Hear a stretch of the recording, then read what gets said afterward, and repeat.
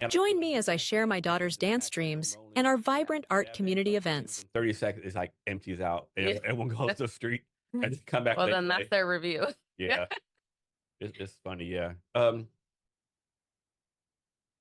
So how long were you in New York City with your daughter?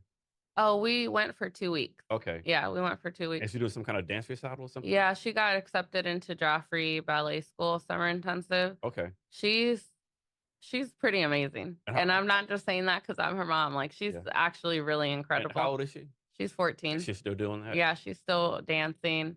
I'm really excited to see what she does with her gifts. Is there any kind of, like, I don't know, private ballet school, like gifted people here that she goes to, or? No, they have plenty of dance schools. I guess like the premier ballet school in Washington probably is the Pacific Northwest Ballet School. Okay. And that is more for dancers really focused on the style of ballet. So I did talk to my daughter about that, but she loves contemporary and jazz Okay. and modern dance and lyrical more than ballet. So I figured that that would actually just make her miserable. So Yeah. So she's trying to get, I don't know. I don't know if Juilliard's like a college or high school, but she could try to get to something like yeah, it's Juilliard. a college. Okay. Yeah, we've talked about that and looked into other schools that have like a good dance program. I told her to start doing that. She's very attached and has always said that I don't want to go to college like where I'm not living here with you. And I'm like, dude, relax. Yeah. I'm gonna be here and go live your life. And she's only 14, so Yeah. she'll change, but like she wants to be like a classical ballet person, like dance on Broadway. Yes, I think Broadway would be something she'd enjoy, or performing with some sort of musical act would be something fun for her. She has already like come up with her second act, and she's like, when I can't dance, I'll just be a teacher. I'll teach dance. So I think that's cute. Like she really enjoys doing dance. Yeah. Um, you name your company Elevate PR. Does that mean, is that mean anything, or is this a random name? So when I first started my business, like people would be like, "Oh, what do you do?" I'm like, "Well, I could be your number one hype man," and like everyone's like, "You should make that your business name." I'm like, "No, that's not very professional." So I just Googled synonyms for hype, and elevate was one of the words that came up that I feel really resonated with me, and that's the letter of my first kid's name, and then PR. P was for my son, and then M was for my other daughter. So And how do you find your customers? they usually find me. Okay. Yeah, like when I work with like City of Renton or City of Auburn, it's usually for a specific project. For the Bainbridge Art Museum, they found my pop-up market business online, and our relationship and business partnership grew from just popping up in their museum to curating shows for them. And then for the Bellevue Art Museum, I knew they were there. I had never gone to that museum before. I was working at Legion at the time, and I just decided to pop over and introduce myself and ask if they'd be willing to work with me, and they did. I think I saw on your Instagram today or yesterday where you're going to do Bainbridge again in 2025. Can Yes. you talk about that? Yes. So I'm excited because we just finished our meeting talking about the contract for next year regarding programming for Black History Month and an art exhibit that will open on January 18th and run from January 18th to the last day in February. So I'm excited about that.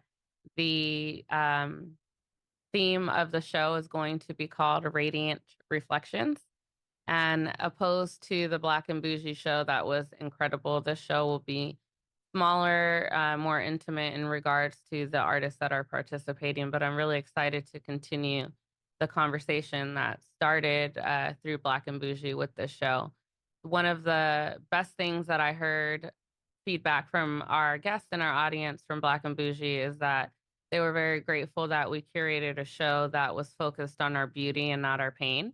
And that really resonated with me. So I wanted to continue that conversation of Black beauty, of the people, whether it be their features or our culture that really does influence so much of American society.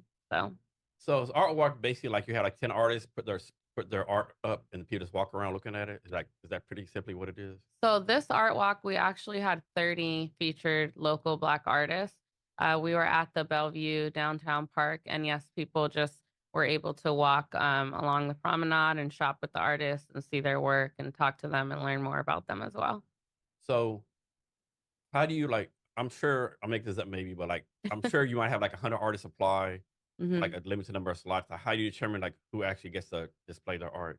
So this is actually the largest number of artists that I worked with on a project.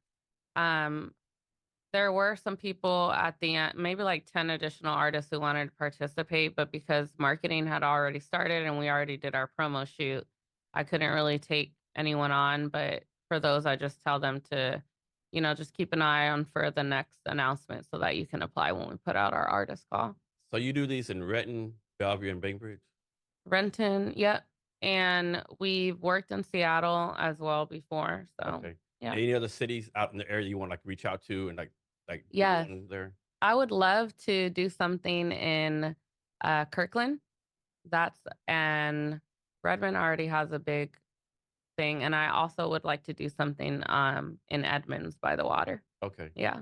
Yeah, the Eminence Bowl would be a great place to do it. I think. Yeah. It's so beautiful. Yeah.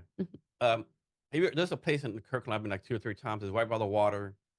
I don't know if this name has the name. It's right by the water. It's all these like restaurants and bars. Like people sit outside all the time. I like that Hmm. place right there. Okay. I wish I knew the name of it. Yeah. Yeah. Um, and then so for the artist, right? What do they get out of doing this, right? Do they have to pay a fee to you to be part of it? Yes. And or do like pose, Mary Jane sells a piece of art for $100. Yeah. You get a cut of it. Like how does all that work? So for the art walks, they just pay a minimal booth fee. I try to keep it as low as possible, dependent on what the cost of producing the event is.